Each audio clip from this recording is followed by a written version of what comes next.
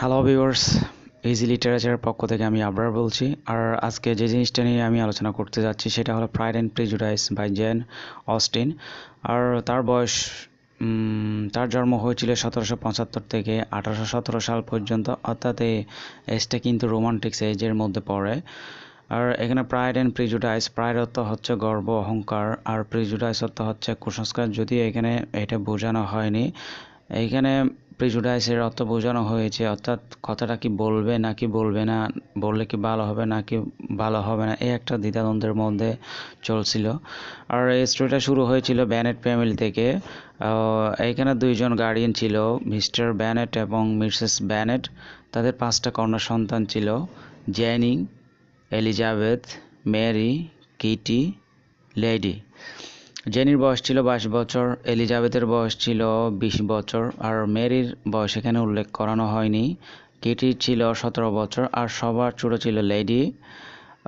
তার বয়স ছিল মাত্র 15 বছর। সবার ছোট হিসেবে তার মা বাবা তাকে অনেক বেশি লাইক করতো। আর এখানে হিরো হিসেবে আমরা যদি বলতে যাই, ডার্সিকে বলা যায়। ডার্সি লন্ডনের অধিবাসী, খুব অনেক বেশি ধনী, এত পরিমাণ যে টাকা পয়সা সেটা বোঝানো সম্ভব নয়। আর সাইড হিরো হিসেবে ছিল চার্লস বিংলে, সেও কিন্তু লন্ডনের অধিবাসী ছিল। আর ডার্সির খুব ক্লোজ ফ্রেন্ড ছিল, বেস্ট ফ্রেন্ড। তারা নেদারফিল্ড এসেছিল। নেদারফিল্ড আসার পরে ওই যে ব্যানেটের যে মেয়ে জেনির প্রেমে পড়ে। তারপর বিংলে দুইটা আবার বোনও ছিল, একটা বিবাহিত আর একজন ছিল অবিবাহিত। আর বিবাহিত নাম ছিল হার্স, আর অবিবাহিত বোনটির নাম ছিল ক্যারোলাস বিংলে। আর ক্যারোলাস বিংলে দেখতে একটু টাইপের, দজ্জাল টাইপের। সে সব সময় কিছু না কিছু করতো। আর এই চরিত্রের মধ্যে আরেকজন ছিল ভিলেন, যার নাম ছিল জর্জ উইকহাম। সে দেখতে অনেক সুদর্শন, লম্বা, সুপুরুষ, পেশায় একজন আর্মি ছিল। দেখতে বাইরে থেকে অনেক ভালো দেখায়, কিন্তু তার চরিত্র অনেক খারাপ ছিল। আর এর মধ্যে আরেকটা চরিত্র আসে, সেটা হলো একজন জোকারের, উইলিয়াম কলিন্স। সে কিন্তু মিস্টার ব্যানেটদের আত্মীয়, একটা দুঃসম্পর্কিত আত্মীয়। সে সব সময় তাদের আশেপাশে থাকতো, কারণ সে এলিজাবেথকে পছন্দ করতো। এলিজাবেথকে পাওয়ার জন্য অনেক ট্রাই করছিল। যখন এলিজাবেথকে পায়নি তখন সে জেনির উপর প্রথমে সে জেনির উপর করছিল, জেনিকে বেশি লাভ করছিল। তো জেনিকে যখন পায়নি তখন সে এলিজাবেথের উপর টার্গেট করে।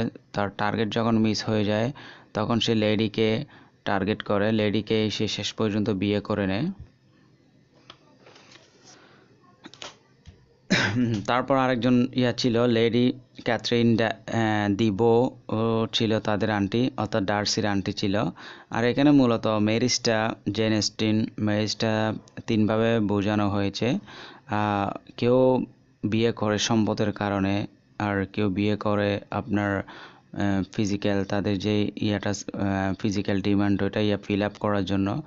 আর অনেকে বিয়ে করে তাদের সংসার সাজানোর জন্য, তার সেই সঙ্গীর সাথে সুসম্পর্কটা আরও গভীরভাবে তৈরি করার জন্য অনেকে বিয়ে করে আর কি। তো তারপর নেদারফিল্ডে আসার পরে তারা একটা অনুষ্ঠানের আয়োজন করে। ওই অনুষ্ঠানে কাপলরা নাচতে হয়। তো বিংলে চুজ করছিল জেনিকে। জেনি আর বিংলে নাচতে ছিল। এমন সময় বিংলে ডার্সিকে নোটিস করে বলে যে ওইখানে একটা মেয়ে দাঁড়িয়ে আছে, অর্থাৎ এলিজাবেথে দাঁড়িয়েছিল। বলছিল যে ওর সাথে একটু নাচো, তুমিও চাইলে ট্রাই করতে পারো। তো তখন ডার্সি বলছিল যে না, ও তো আমার সাথে যায় না। তো এই কথাটা কিন্তু এলিজাবেথ শুনে ফেলার পর অনেক বেশি রাগ হয়। তো রাগ হওয়ার পরে তাদের মধ্যে একটা দ্বন্দ্ব সৃষ্টি হয়। এলিজাবেথ ডার্সিকে লাইক করে না, আর এদিকে বিংলে আর জেনি নাচে গায়। তারপর তারা একজন অপরজনের প্রেমে পড়ার কিন্তু আসলে এদের রিলেশনটা ওর আন্টি কিন্তু কখনো সহ্য করে নাই। কারণ হচ্ছে ওর বোনেরা সহ্য করে নেয়। তার একটাই কারণ হচ্ছে বিংলের তো মোটামুটি সম্ভ্রান্ত ফ্যামিলির ছেলে, তারপর জেনি তো তেমন কিছু নেই, শুধু সুন্দর হলে তো হয় না। তো এখন বিংলে এবার নেদারফিল্ড ছেড়ে যাওয়ার কথা, হয়তো আবার আসবে। তো ও যখন নেদারফিল্ড যখন ত্যাগ করে চলে যাচ্ছিল তখন ওর বড় বোন যে দজ্জাল টাইপের ছিল সে একটা নিচ থেকে একটা চিঠি লিখেছিল জেনিকে উদ্দেশ্য করে যে আমরা একেবারে চলে যাই, অর্থাৎ ওর বোন চিঠিটা এমনভাবে লিখছে যেন বিংলে চিঠিটা লিখছে। তো জেনিকে যখন দিছে ওইখানে লেখা ছিল এটাই যে আমরা একেবারে চলে যাচ্ছি, আর হয়তো কখনো ফিরবো না, হয়তো 6 মাসের মধ্যে বিংলে কখনো আসবে না। আর বিংলের সাথে ডার্সির বোনের বিয়ে ঠিক আছে, হয়তো তাকে বিয়ে করবে, সে এগুলো আর কি। তো নানাভাবে বোঝানোর চেষ্টা করেছে কি মানে বিংলে জেনিকে আর চায় না। তো এটা শোনার পরে মানে জেনির মন অনেক খারাপ হয়ে যায়। তো দিন দিন কেমন জানি হয়ে যাচ্ছে। এরপরে জেনি চাচ্ছে তার আন্টির সাথে লন্ডনে ওইখানে বেড়াতে যাবে। তো এলিজাবেথও কিন্তু রাজি হয়ে গেল, কারণ এলিজাবেথ চিন্তা করলো যে কি জেনি যদি ওইখানে যদি যায় তাহলে হয়তো বিংলের সাথে দেখা হতে পারে, হয়তো তাদের রিলেশনটা অনেক গভীর হতে পারে। তো ঠিকই তাদের ওইখানে সম্পর্কটা অনেক গভীর হয়ে যায়, ভালো হয়ে যায়, এই আর কি। তাদের বিয়ে হয়। আর অপরদিকে এলিজাবেথ আর ডার্সি তারা তো অনেক দ্বন্দ্ব যুদ্ধ করে। তাদের সম্পর্কটা আসলে এভাবেই শুরু হয়, দ্বন্দ্ব দিয়ে।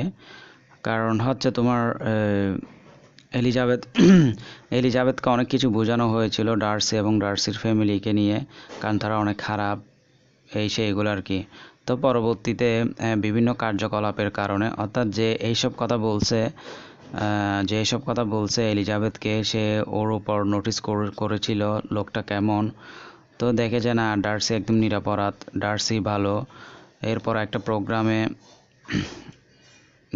ডার্সি এলিজাবেথকে প্রপোজ করছিল, আর ওই প্রপোজ একদম ইজিলি রাজি হয়ে গিয়েছিল। তাদের সম্পর্কটা অনেক ভালো হয়ে যায়, এই আর কি। তারা একে অপরকে বিয়ে করে সুখে শান্তিতে করে, এই হচ্ছে কাহিনী। এরপর আমি অনেক কিছু স্কিপ দিয়ে গেলাম। তার একটা কারণ হলো কি, যাতে আপনারা পড়েন সবগুলা। এখানে দেখা যায় যে কি অনেকে হয়তো টেক্সট পড়ে না, এখান থেকে সামারিটা নিয়ে শেষ এভাবে পরীক্ষা দিতে চলে যায়। তাই আপনাদের অনুরোধ আপনারা একটু টেক্সট পড়েন, ওইখান থেকে কিছু করেন, কারণ আমি এখানে অনেক কিছু স্কিপ দিয়ে গেছি। ওকে, ধন্যবাদ।